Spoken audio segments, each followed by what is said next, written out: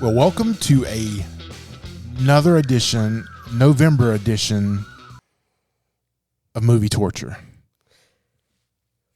And I'm here today. I like long pauses. I was thinking you were stroking out there for a moment. I was going to call an EMT. Especially, I love it when Brad goes to open his mouth and then I say something before he says something. But I'm here with my co-host, Brad. What's up, Raj? I'm here, man. It's another week. We're in the middle of worst of the year. Yep. I'm just pausing like you. That voice you hear is Producer Gary. What's up? Producer Gary's dressed tonight like a hypnotic, a hypnotist. He has his gold chain, he has his clock, and he's trying to hypnotize us into thinking he's a real life producer. I thought he was going to dress. I thought he was going to dress more like a what do you call it? Tea reader or tarot reader? No, not tarot. You said tea reader. Yeah, he's dressed like a Hawaiian agent in this movie. Oh, he's got his Hawaiian shirt on, but that red jacket. Is that a red jacket that they wear? All those agents. Oh yeah, right. In the movie, yeah. This movie. Before we get started, though, we have a sponsor. And I love that we get sponsors. Roger, what's our sponsor tonight? And what's awesome is our sponsors, we're like the first sponsor we're the first that use them as a sponsor, you know. And so today we have this really cool thing. We like to get up and comers, right? Exactly. Something that you've never heard of and just makes you want to have it even more. Brad, have you ever been late for work and got stuck behind left lane Lucy? Oh my gosh, I hate that. And all you want to do is you want to give her a little nudge just to get her out of your way. Well, now you can with NASCAR. NASCAR is a special permit that you can use once a month to knock that pesky driver off the road with no repercussions. It comes with a privacy license plate cover to avoid those pesky coppers. It also includes a super tinted window covers to avoid Lucy's harsh gaze and finger gestures. So if you want to drive like a stock car driver, get NASCAR, and you can bump and grind just like one. Well, so we can't see the middle finger with this NASCAR, right? It's not as much as you. I guess you can probably see the finger, but at least this way they can't see who you are. Oh, we're blocked out. So, they're just flipping off NASCAR. Yeah. And I love NASCAR, and I'm going to go buy one right now. Hey, we've got people that we know that I would hate to give them one of these. Your wife, man, you know. Whew, she's a horrible driver. She needs NASCAR. I wouldn't say she's horrible. She is. She just drives like a NASCAR driver. Yeah. I'm going to give NASCAR. Thank you, NASCAR. There's a Christmas gift. It is. We will gift everyone on staff at Movie Torture NASCAR. Stocking stuffer. Producer Gary can't drive, so he can definitely use NASCAR. That's why your second wife left you, because you couldn't drive. But if you'd only had NASCAR at the time of your second marriage, boom, Producer Gary's still a married man. Raj, what movie is NASCAR sponsoring tonight? Hypnotic. Oh my gosh. Hypnotic came out here this year, of course, in 2023. It was released in May 12th here in the United States. It had a budget of $65 million. Whoa, hold on. 65 large for this thing? Yeah. I'm baffled by that. Did Ben Affleck get paid $35? You'll be even more baffled by the box office. The box office was $13.4 million. I'm not baffled by that. I'm more baffled that it cost $65 million to make this movie. Yeah. Woo. So this movie was directed and written by Robert Rodriguez, who one of the interesting things I found out about him, he used a lot of his family to help out with the production of this movie. He said, my son Rebel now is a full-time composer who composed on the movie. My other son, Racer, is my co-writer, producer. My daughter, Rihanna, is doing storyboards. My other son, Rogue, is doing the animatrix, and because he's using his game engine stuff that he designed the sets for Heroes with. And then my other son, Rocket, edits with me, so it's a family affair. or a nepotistic affair, right? Well, my first thing is how bad do you hate your kids to call them Rocket, Rogue, and Racer and Rebel? I was going to say those are power names. I don't think so. But if you're Rocket, you can't be 400 pounds. Or Racer, you can't be 400 pounds. Can we still make fat jokes now that we're losing weight? Yeah, I think we so. Can? We're still a part of that club. I'm still on the Marge Large club. Nah, you've lost a lot of weight. I've lost a lot of weight, but I'm still above 3 bills. So, it's pretty awesome. So unless I was wearing shoulder pads every Sunday on, that would be legit 3. Can't really call me fat then, but you're not fat. Yeah, but the fact that he employs his kids, you can tell by this movie that he has non-professionals trying to do professional work in this movie. 100%. Yeah. Yeah. There's so much to unpack in this movie. There's a line I want to give, about Robert, but Robert Rodriguez. Yep. Okay, so he's made Desperado, which was really good. He's made Spy Kids, the whole Spy Kid trilogy. Ooh. Didn't care for that. He made From Dusk Till Dawn, which was really good. He made Planet Terror. I mean, I'm doing this off the top of my head, listeners. And Once Upon a Time in Mexico. That was pretty good. El Mariachi. I think that's like a trilogy. El Mariachi. 1992 action film. Desperado and Once Upon a Time in Mexico were all Antonio Banderas. But yeah, what has he done lately? I don't think he's done much at all lately, right? Let's pull it up. And I think it's all been crap. Well, we know this one was. Machete. Oh, I did see Machete. That was pretty good. That was 10 years ago, right? 2005, maybe. Oh my gosh, that was 18 years ago? Oh, that was 2010, excuse me. Okay, that's still 13 his last years ago. two is Spy Kids Armageddon. We Can Be Heroes, that was on Netflix. Red 11. Never heard of it.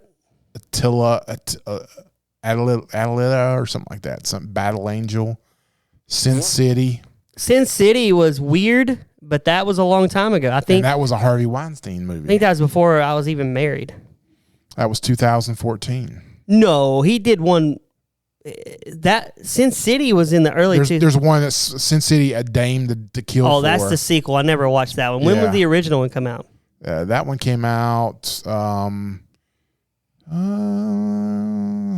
looking. That's definitely a future movie, Torture, by the way. 2005. Yeah, I went to the theater and saw Sin City. Same year that Adventures of Shark Boy and Lava Girl came out. That might be a future. I think Robert Rodriguez, if we wanted to, he could be movie torture He gold. could easily move into the movie torture Hall of Fame. He is moving that way. That's what we need to do. Why not talk about this right now while we're recording? Okay. We need to, as we go along, we've had a handful of actors appear in multiple movies. Let's try to think of right while we're sitting here who they were. Whoa, I'm really putting us on the spot. What's his name was in Fire? What's that crappy Steven Seagal movie we watched? John C. McGinley. Was in the Steven Seagal movie. Yeah. And another movie we watched recently, wasn't it? Yeah. Larry the Cable Guy's movie boasted David Koechner. Yeah. Who appeared mentally challenged in that movie, right? Mm-hmm. And he was also in, was it a guy thing? We could play this game where we're trying to. Yeah, he was a creepy dad or something in one of the movies. Yes, and creepy stepdad. Cursed had Jesse Eisenberg. Yeah. Who also appeared in. He's in another movie, right? Yeah, the one with the werewolf. That was Cursed.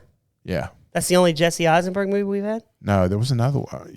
Well, Judy, what? Well, I was going to say William Fichtner, who's in this one that we're doing, was in TMNT, or the Teenage Mutant Ninja Turtles one we did. Yeah.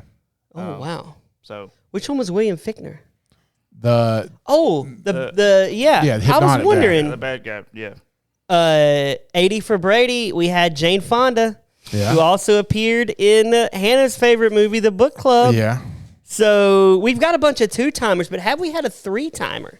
Maybe we ought to do like Saturday Night Live rather than doing a 5-timer. We do a 4-timer, and then that they get a jacket for their. Yeah, like, okay, now stipulation: do they have to have at least a 10-minute role in the movie? Right? Can it be a cameo?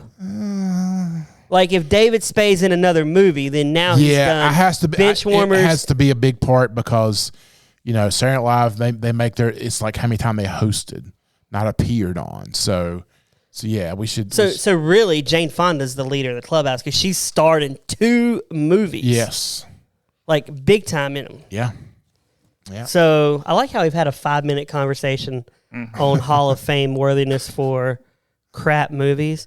Before we start though, I would like to remind the audience to leave us a review on iTunes and Spotify.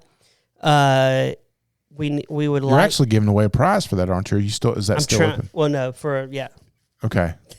Somebody's already one. Sorry. Yeah.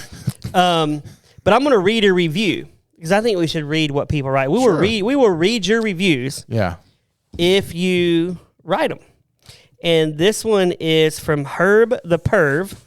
So obviously Herb is perved. I didn't know Gary had a brother. Yeah, this is producer Gary's brother. Both of these guys are absolutely awesome. I like how I said both. He leaves producer Gary out. Both of these guys. Well, maybe he was talking about you and Gary. Yeah, what a brother to leave me out. Yeah. They kept me entertained the whole time and never lost my interest. I loved listening to Brad. He is a hoot. I'd love to meet him. I wrote this. No, I didn't write this. I did not write this. My code name is not Herb the Perv. What is your code name? It's not that. It's code name is Balls. But yeah, so leave us a review. We'd love to read your review on air. But back to this. We do need a Hall of Famer. A Hall of Fame. So, now we need to keep tabs. Again, that's another great thing for our listeners. Give us some Hall of Fame ideas. What we should do. Should we have a special award? Like a golf trophy or a bowling trophy or something like that. And present it to the actor? Maybe send it to them in the mail. Oh, my gosh. Wait, are we gonna go to a Goodwill and find like some random little statuette? Is that what you're saying? No, Roger's saying let's make one, have one made specifically for Jane Fonda so she can never find it. Movie Torture Hall of Fame. Why don't we just take $50, light it on fire, and videotape it, and show the Movie Torture fans? And it could be a turkey. The turkey could be the the symbol, and maybe we could cut out like their face and put it on there on the face of the turkey, or something. We could do that, but I mean, we could just burn money because everyone who goes to see all these movies we review burn money. Patrick Dempsey, he has been in 2 movies. The Halloween, right? Wasn't he in Halloween? One of the Halloweens? No, it was one of the scary movies. He was in Can't Buy Me Love. Yeah. And Scream 3. Yeah. Well, I guess that's not really a scary movie, I guess. It's not. Yeah. It's not scary at all. And, so we have that. And Judy Greer's been in, I think she's been in 2. Yeah. She was in Curse. And she was in, I know everybody's just thinking, why are we going through the, what other movie was Judy Greer in? She was in Cursed and wasn't, oh no, Roger, we totally forgot about the leader in the clubhouse. Uma Thurman. Oh, yeah. She's been a solid 3. Yeah. Johnny Be Good. Superhero. Batman and Robin, and My Super Ex-Girlfriend. Yeah. She is the leader in the clubhouse. She is by big time. And her wig has been in 2 of the 3. We'll induct her and her wig. Her wig needs to be inducted for sure because that's ugly every time. I think she just shows up at the movie set with the wig. Yeah. All right, Brad. It's time Let's for the Hypnotic. It's the 1 minute synopsis of Hypnotic. This movie's so hard to understand. That was Brad doing the long pause again. So no, this movie's okay. So Ben Affleck is a police officer, detective. Yeah. Mm-hmm. And his kid is missing, and there's a weird guy who can hypnotize by just talking to you. He gets the lady to take her shirt off and say she's really hot. And She was attractive, though. She was. Okay. But she was not hot. She was sweaty. hot. Sweaty hot. Oh, yeah. He stops a bank robbery, grabs a photo, says, "Who is Lana Del Rey?" Or whatever that lady's name. Lana Del Rey's a singer, I think. Lev Del Rey. Lev Del Rey. Yeah. And then he finds the lady from Pee-wee's Big Adventure. Remember when he stops in there and asks for his fortune? Oh, yeah. Pee-wee, he finds that lady, except younger and a little bit hotter. Yeah. And he takes the gypsy, and they're on the run, and finds out the gypsy's actually his wife, and Who's been brainwashed. finds his daughter. They kill everyone, and his daughter has the biggest powers of all, and then they live happily ever after. Weird movie, hard to understand. It was. Glad it's over, but that's your quick. I love how I can incorporate Pee-wee's Big Adventure into the synopsis. You remember that, right? When she's like looking at his photos and goes, Yeah. "You will have a bike." Yeah. That's what he goes trying to find his bike. Way better movie than this. The things you remember. Yeah. Tell him Large Marge sent ya. That was the scariest part of that movie. As a kid, I would crap myself when I saw that. Literally. I would have to go change my diaper. Okay, back to Hypnotic. Anything but Hypnotic. All right, so let's start off from the beginning here. So he was sitting in with a therapist. First, I want to say I knew this movie was going to be bad when it said brought to you by Ketchup Entertainment. Yeah, I just saw that. Yeah. I mean, I was like, Ketchup Entertainment. Yeah.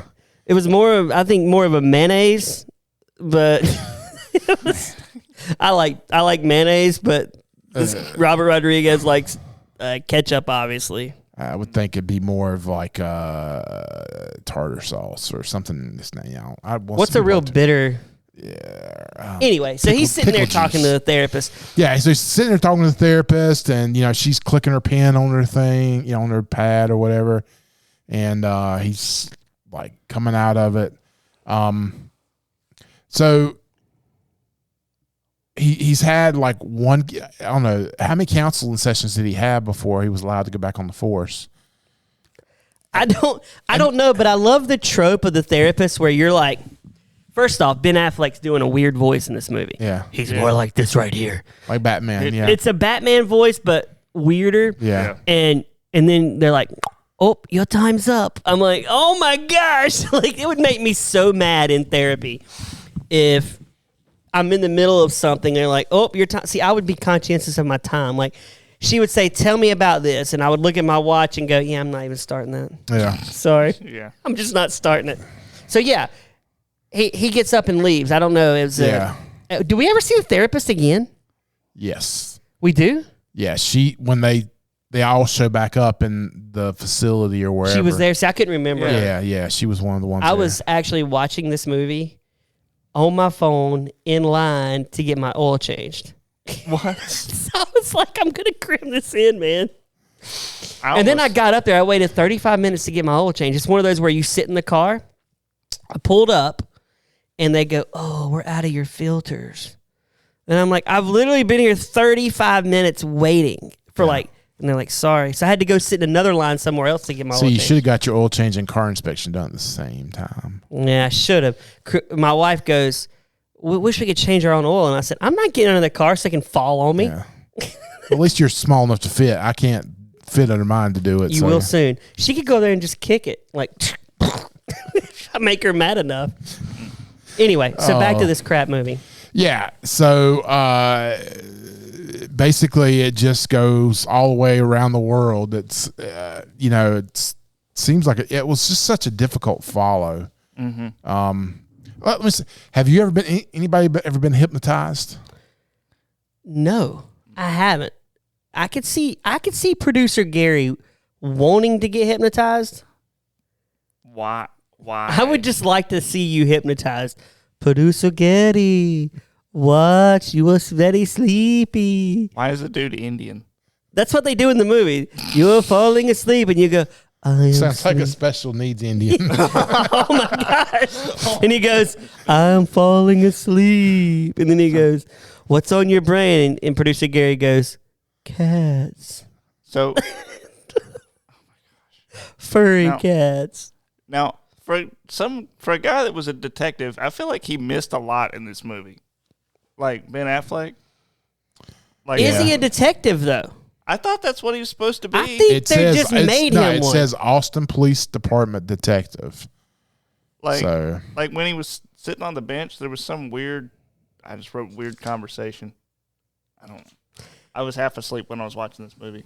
But is he really a detective, or did they make him one in this scenario? Because I think he's a scientist who has the power of hypnosis. well, he's not a scientist, but he was born supposedly with the gift.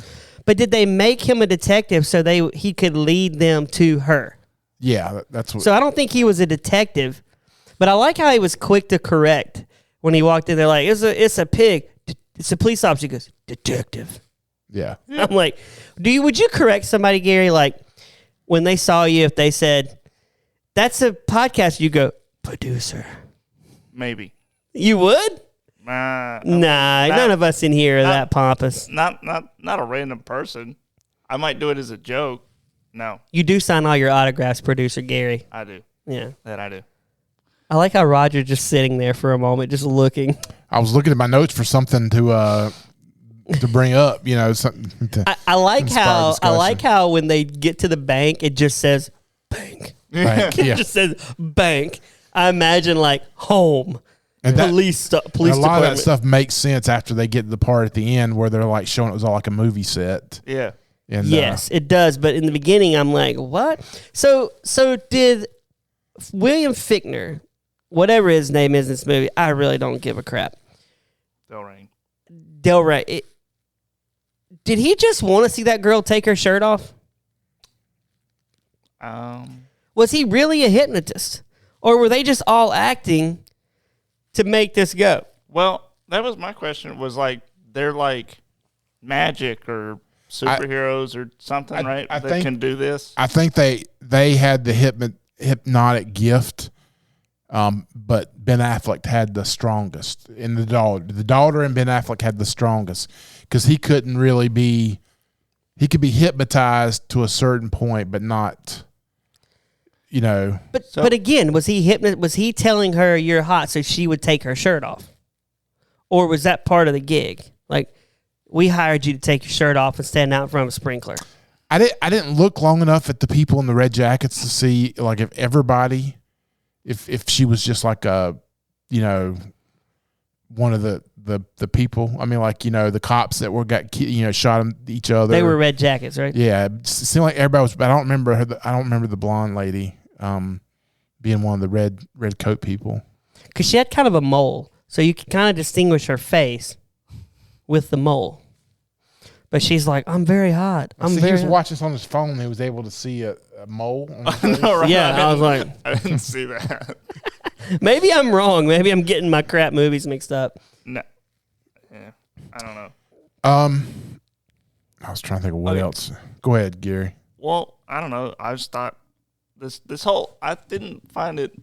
Not that it was supposed to be believable, but I didn't find a lot of it believable. Like Ben Affleck got shot point blank with a shotgun and just got up. Just some of the what would they call that, plot armor?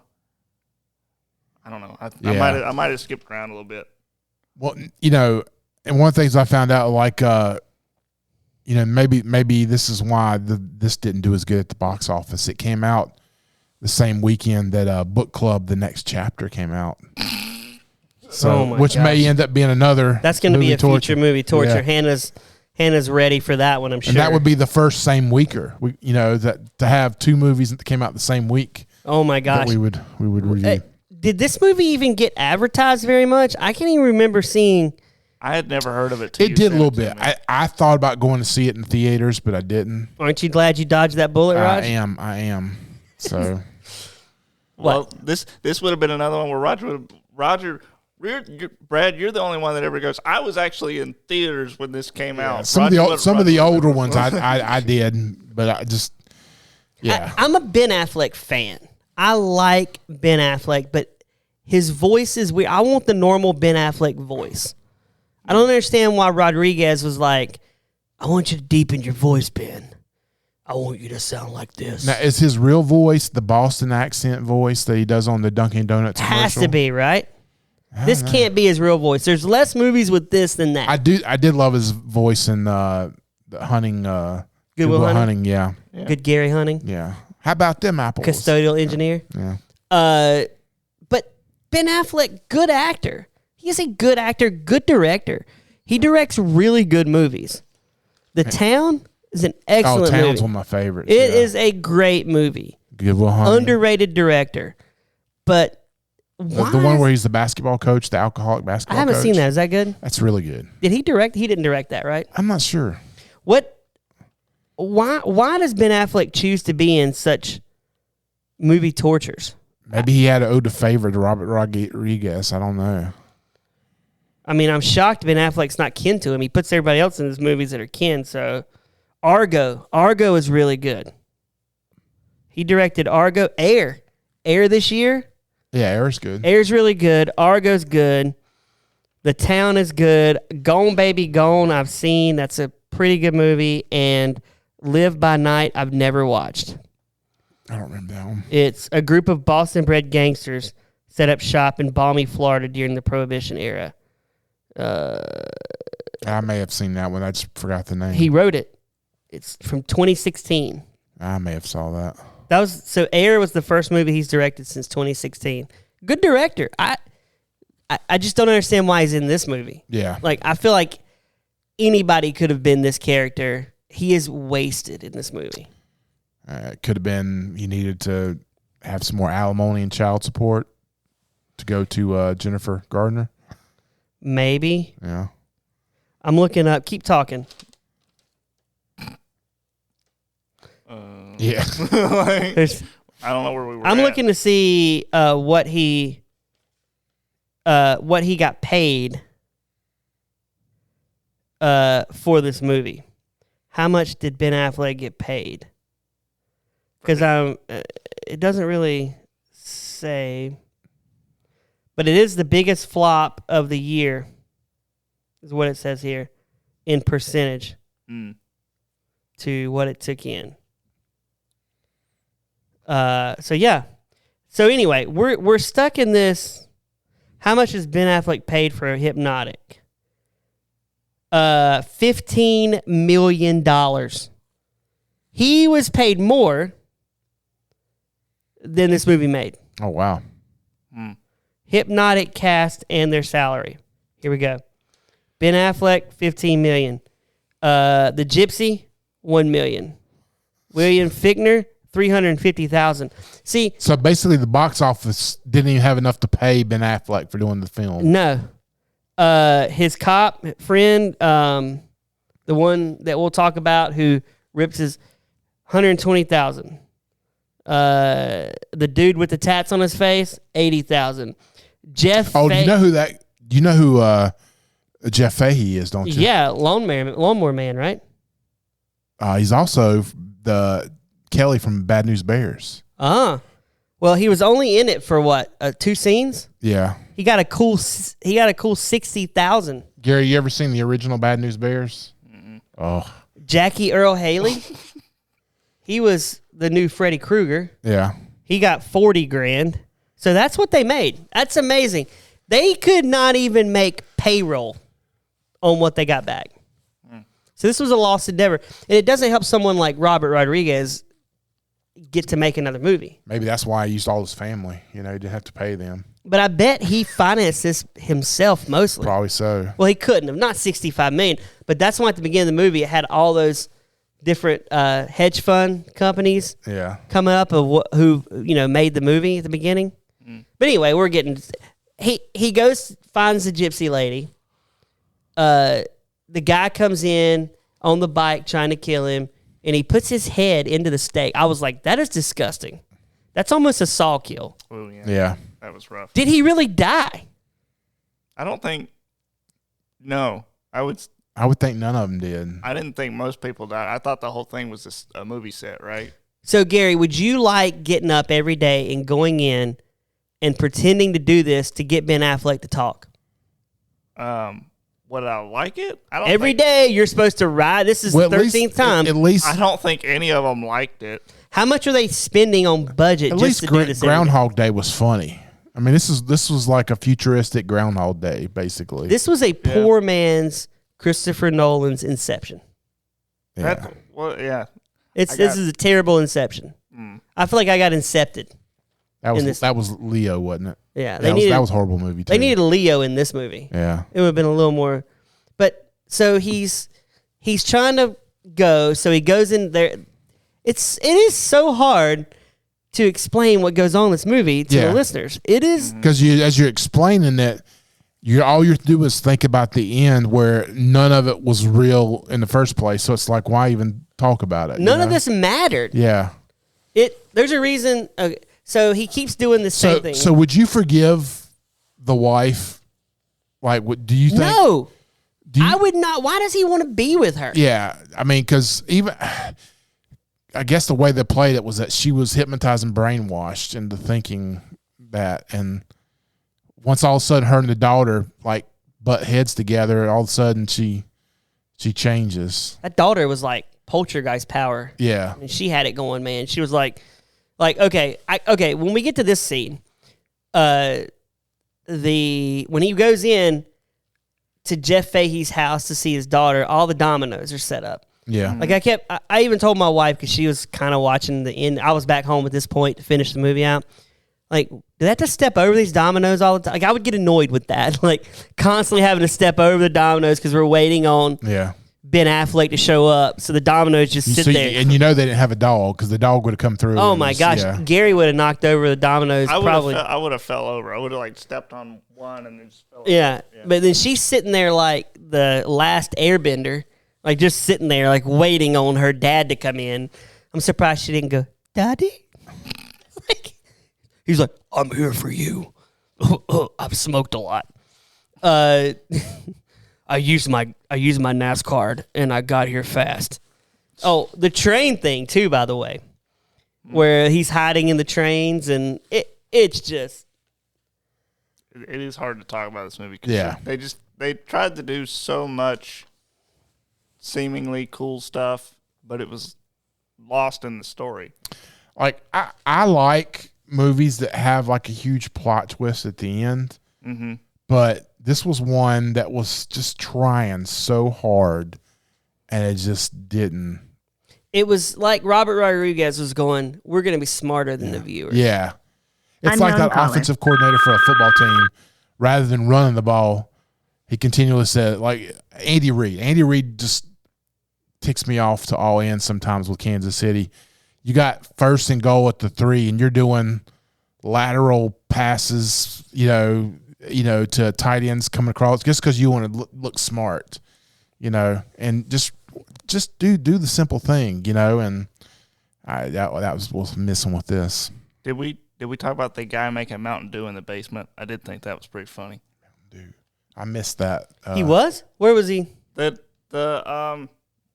guy was it? The guy that went and visited his house. The black guy that is it this River Deo one, but he had some guy in the basement trying to make Mountain Dew, and I don't remember like why, but why okay, Gary, you can make one soda for the rest of your life. What are you making? Are you making meth or are you making soda? Wait, what? I just want to see. No, but he did have like a whole like looked like a moonshiner setup, and he said he was trying to make Mountain Dew. Why does he want to make Mountain Dew? I don't remember. That's like one of the worst soft drinks. I don't drink soft drinks. Okay, Roger's looking at me. I don't drink soft drinks, so my opinion is probably bad. Like if I'm going to drink a soft drink, I want to drink Coca-Cola. But I haven't had a soft drink in 6 years. Wow. So I'm strictly water and you drink Celsius. So I've gone to diet drinks now, and maybe someday I'll get off of them. But yeah, the Mountain Dew was always one of my favorites. And then when it came out with Code Red, and then the orange one, Live Wire. Yeah, and then They've got a blue one. I don't. Caffeinated orange soda. That was awesome. What was that drink back in the 90s? It was kind of Surge. Remember Surge? Oh yeah.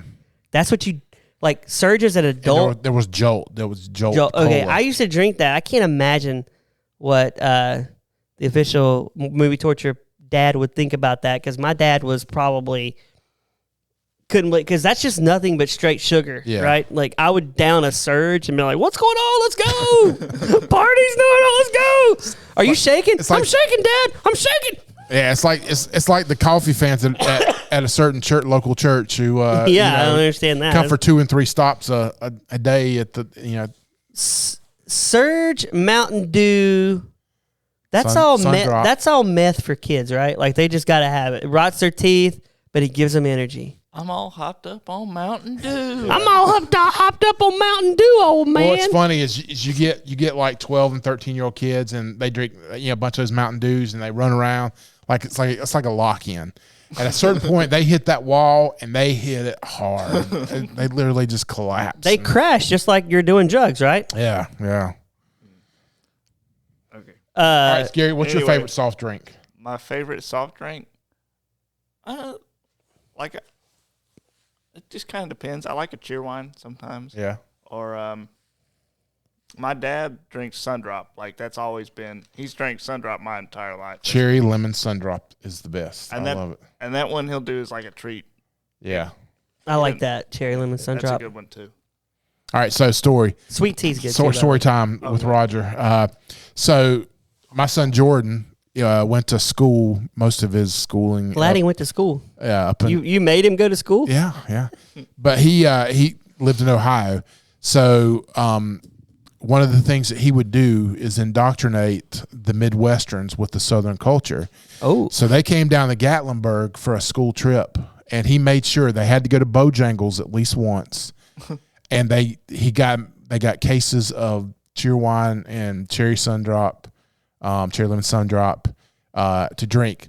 At his graduation, the valedictorian is telling like stories and remembrances of their time in school together, and they were like, and the newfound joys of Bojangles and cheerwine.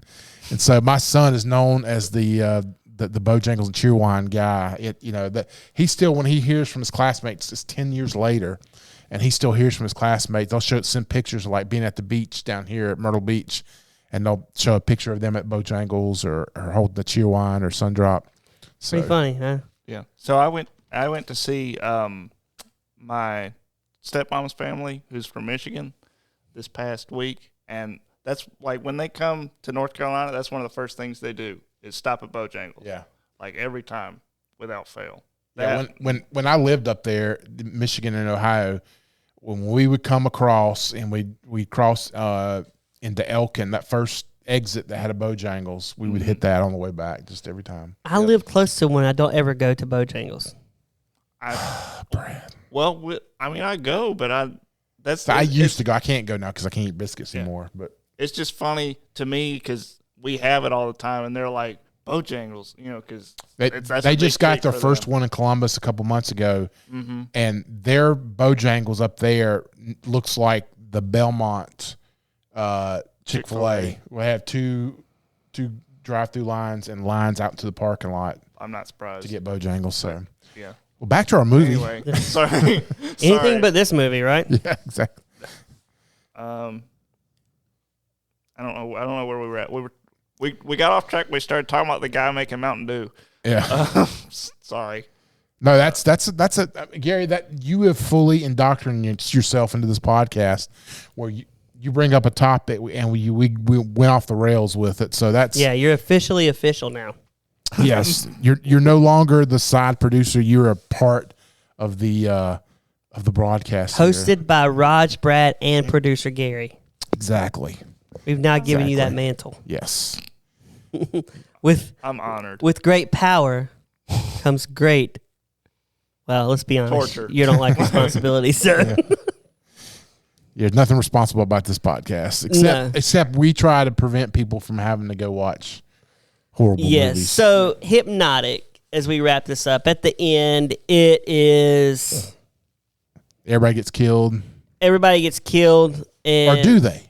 I don't know. I was just excited that it was over. I like it.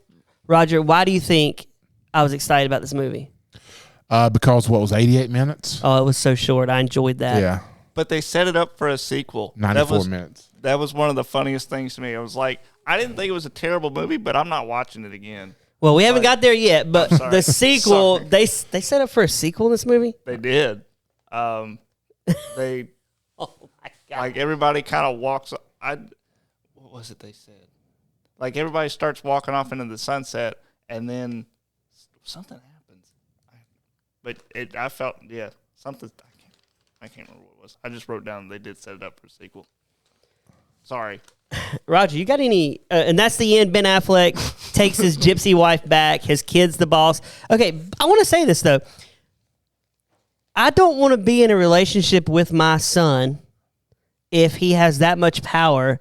And there's going to be a day where he goes, "Kneel before me, Father."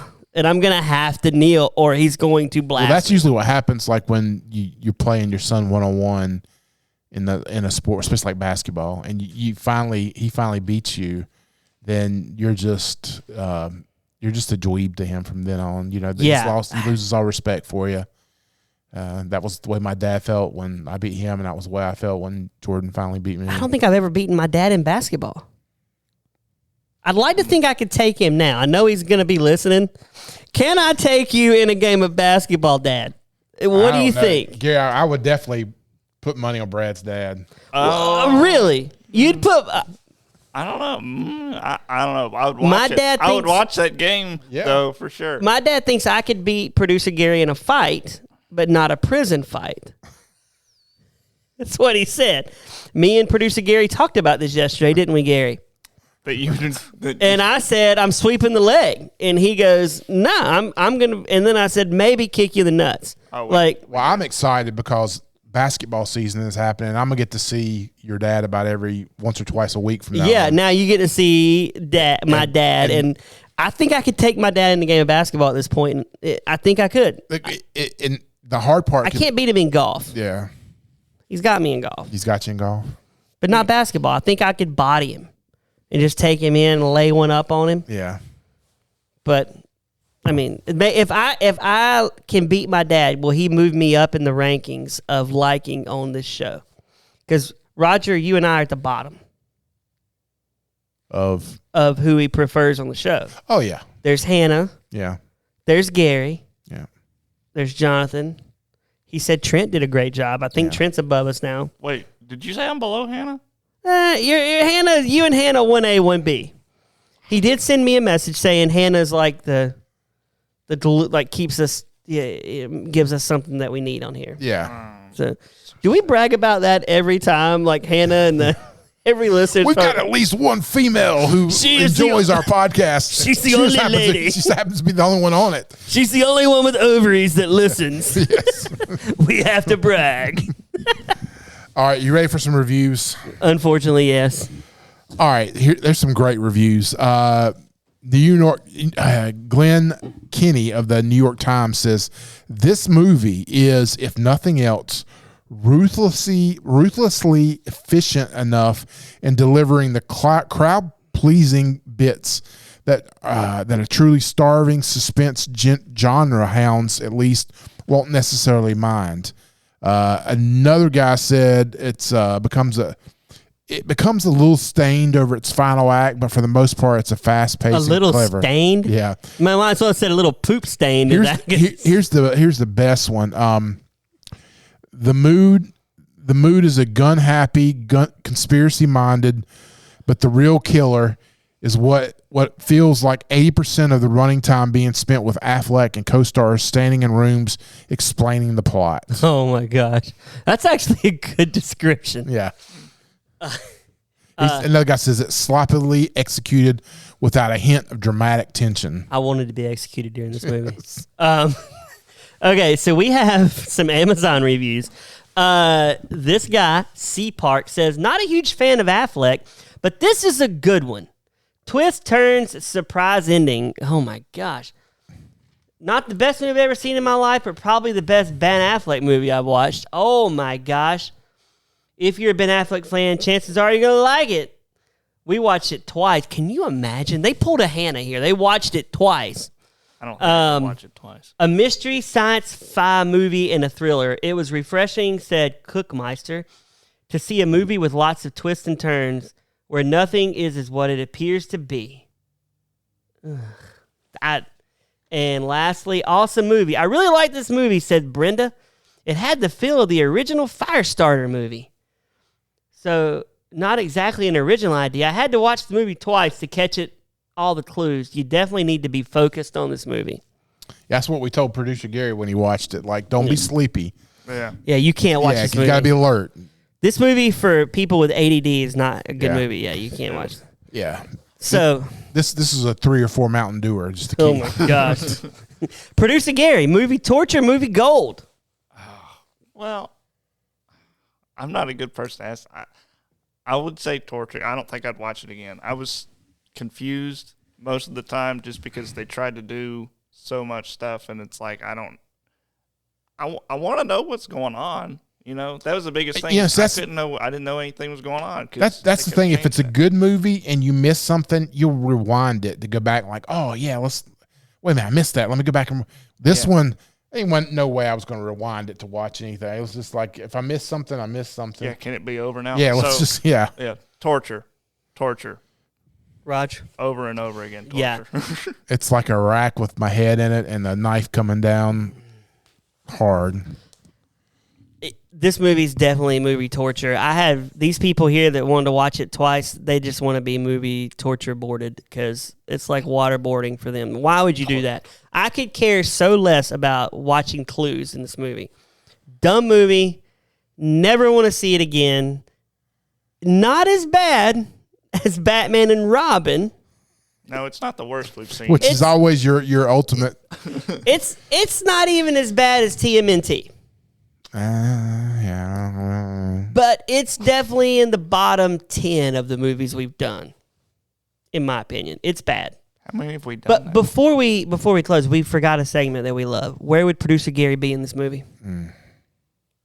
I feel like I'd probably end up being one of the guys that got shot at the end when he was making everybody kill themselves.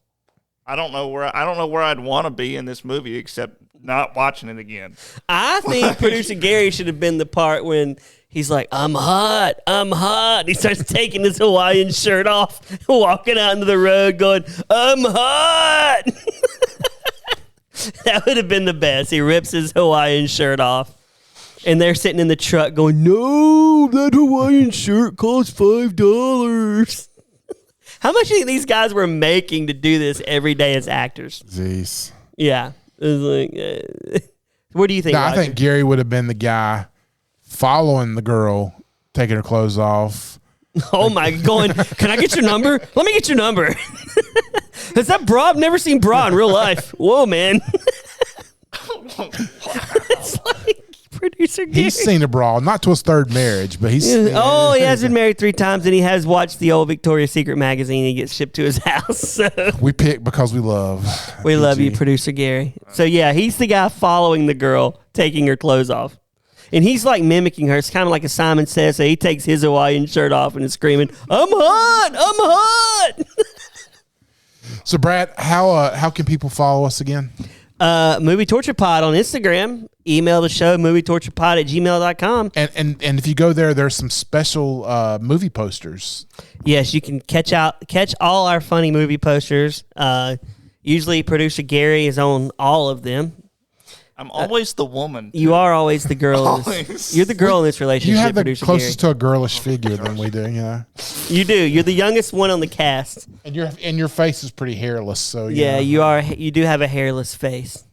So I always feel like I'm a little bit of roasting in there. There's always a little bit of roasting in there. Who, Raj? He never roasts you. No, it just I know it's not. It's like well, anyway. For producer Gary, my friend Roger. Peace out. Well, Gary's my friend too. Thanks, Brad. My name is Brad. We will see you next week on Movie Torture.